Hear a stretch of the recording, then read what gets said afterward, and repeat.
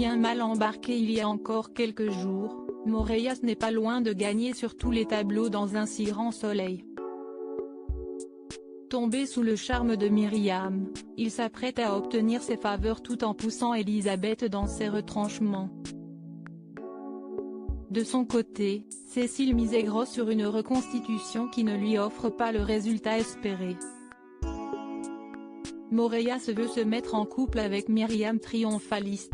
Moreiras retrouve Elisabeth dans son bureau pour l'informer que la stagiaire Fanny a été envoyée par sa propre initiative.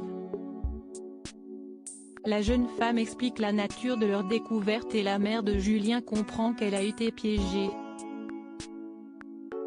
Elle doit lui céder une société pour €1 symbolique ou la police mettra la main sur ces sociétés écrans.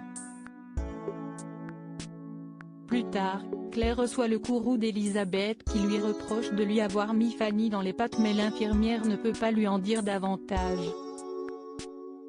Lors d'un dîner, Moreiras se projette sur l'avenir avec une Myriam qui comprend qu'elle va devoir céder aux avances de l'individu. Cécile, un rêve inaccessible pour Christophe.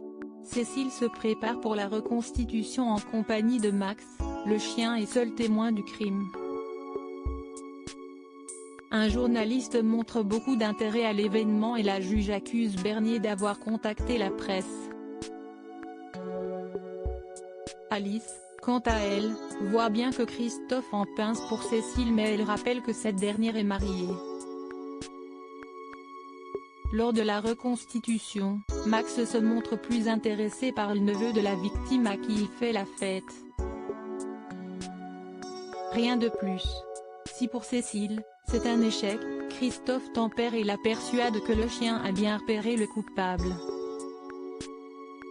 Le feuilleton s'est offert un carton d'audience ce mercredi 21 octobre avec 4,45 millions de Français au rendez-vous et 18,1% d'entre eux devant le petit écran. L'hommage à Samuel Paty, massivement suivi, a permis à la chaîne de prolonger sa bonne dynamique en soirée.